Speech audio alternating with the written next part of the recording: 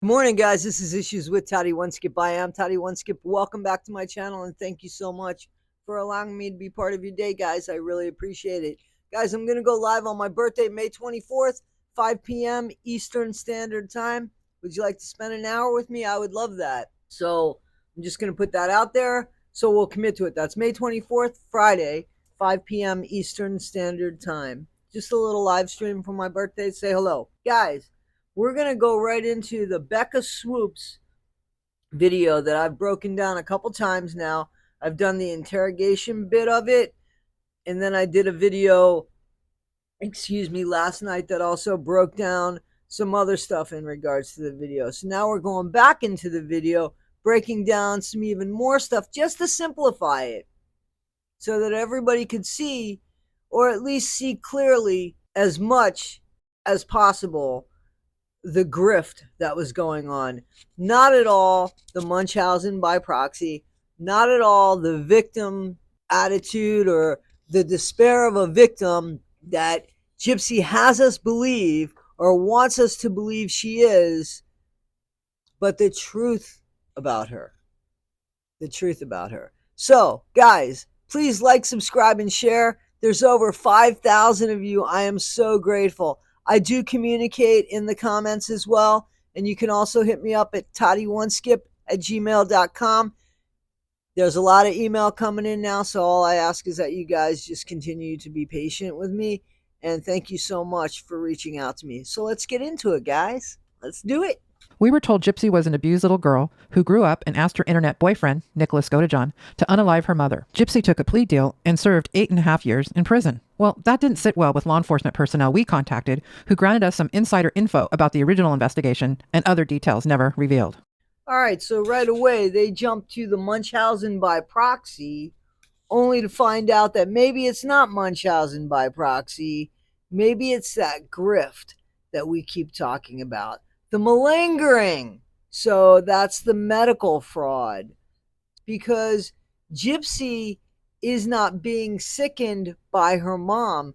Dee Dee is only having Gypsy appear to be sick. So there's a big difference there, which we talked about yesterday. And this is the medical fraud. So not Munchausen by proxy, because that usually, if you remember, that usually means that the person is making somebody sick and the person being sick is unaware. Gypsy's aware. She knows it. She knows she's not sick. She knows there's a grift going on. So it's no longer Munchausen by proxy. It's medical fraud, which they both are in at this point in time. Dee Dee's most infamous role would be using her daughter, Gypsy Rose, in a medical con that lasted many, many years. By now, most people have heard that Dee Dee was a con woman. She was making Gypsy fake illnesses and seek medical procedures she did not need. So you have to remember that they got a lot of things given to them. They got a brand new house. They got, as somebody mentioned, as a matter of fact, somebody who was around during Hurricane Katrina in that area, how they noticed people that were legitimately needing help on the rooftops of their houses when their houses were being flooded, life and death situations, yet Gypsy was taken in a medical helicopter without anything wrong with her. Her and her mom were taken out of that area when somebody in real need could have been taken out of that area. And somebody, one of the subscribers brought that to my attention, and I never stopped and thought about that. Is a huge detail. I've brought up other things, but that's a big deal. Okay? So they got a free house. They got a car that was accessible for a wheelchair that was not needed. They got to see concerts. They got to go to shows. They got to go to Disneyland. They got everything. And guess who got pushed around and got treated like a queen? Gypsy Rose. See, that's not Munchausen by proxy, because if that was the case, Gypsy would be in there with a life tube. She would be in there on her deathbed. She was never there. Dee Dee was. When we discuss motive for a crime, it's important to ascertain Gypsy's mind. Did she fear for her life? Was there no other way out? According to investigators close to the case, everything came to a head in 2011 after Gypsy meets a 30-something-year-old man named Dan Glidewell at a sci-fi convention. Witnesses reported Gypsy became obsessed with Dan. Glidewell gave sworn testimony in court about his relationship with Gypsy. Glidewell stated under oath that he kept in contact with Gypsy via video chat. He says that Gypsy told him her mother made her stay in a wheelchair and had unnecessary medical treatment. Glidewell testified that their relationship developed from friendship to a sexual relationship. They would send explicit videos to each other. He testified about how they role-played occasionally. He referred to Gypsy as being shy and timid. However, Dan also testified that he developed a taste of power exchange role-playing from Gypsy. That's right. This is a very important point. Dan testified that back in 2011, the year he met Gypsy, he developed a taste of power exchange role-playing from her. He says she would send nude photos, dress up in costumes, and use various fictitious names. Guys, how do you figure that out? So that was a few years before she met Nick, that she was into the cosplay and the role play and all of that. Because we later hear that Nick introduced her to this. Another lie from Gypsy Rose Blanchard. How many are there now? So that people still are believing her. So supposedly Nick was the one with all of the dark forces. Nick was the one that wanted to do all of these horrible things. But it was Gypsy that put it in Nick's head. Gypsy failed to mention that. As a matter of fact, she says it was Nick. Well, why would Dan lie? Dan wouldn't lie about that. He didn't know Nick at the time. So those people that are telling me that, no, she's a victim, she's a victim. Is it okay that we stop? Is it okay that we say, yeah, maybe she didn't have the best childhood, but it wasn't near as bad as she wants us to believe, and it's not an excuse for MURDER or just getting 8.5 years for it either. So let's continue on, because don't we feel stupid?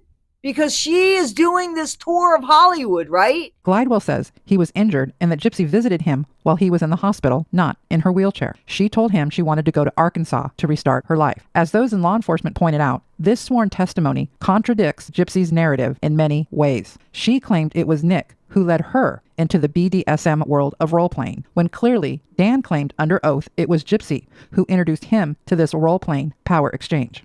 So guys, you hear that, right? Gypsy went to where Dan was, and we've heard this story before, without a wheelchair. So she went without a wheelchair. She could get away. She was going to run away. She ran to go see Dan. Her mom didn't want her to. That didn't scare Gypsy. It didn't deter Gypsy. Gypsy still walked out. No, this is not a broken record. I just want you to hear. Walked out of her house to go see Dan. No wheelchair. Didn't need it.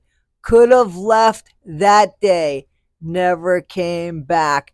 Didn't have to mastermind a whole MURDER plan for her mom. She could have left. Why didn't she leave? Tell me. Somebody who still thinks that she was so victimized. Tell me, why didn't she just leave?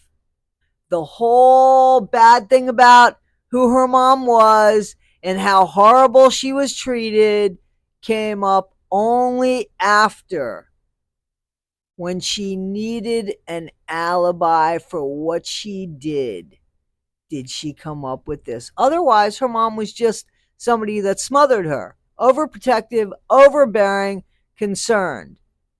Gee, how many moms would be unalived if that was a legitimate reason to do something to a parent? Gypsy had a motive to paint Nick as the aggressor, where the role-playing turned into a very real-life crime. This was integral to her narrative, it was integral to her plea deal, and it was integral for her to get early parole. In fact, when Gypsy's lawyer set up an appointment with a psychologist ahead of her parole hearing, she claimed something very different than Dan's sworn testimony under oath. Take a look at this. It was probably a month later. He said he had a BDSM fetish. So, Gypsy, I know this is, in many ways, can be re-traumatizing for you, but hopefully it's healing for you as well. Yes, I think it will be. Excellent. Well, let's talk about your relationship with Nick. Okay. Did some of this have several components to it? It did. He was very sexualized and craved it, talked about it nonstop. I had never even heard of BDSM before I met him. Yeah, so there you go. How's that? How's that work for everybody? She totally lies. And you know, that's a big deal to get somebody on parole, is they're supposed to tell the truth and show remorse, true remorse and regret about their crime.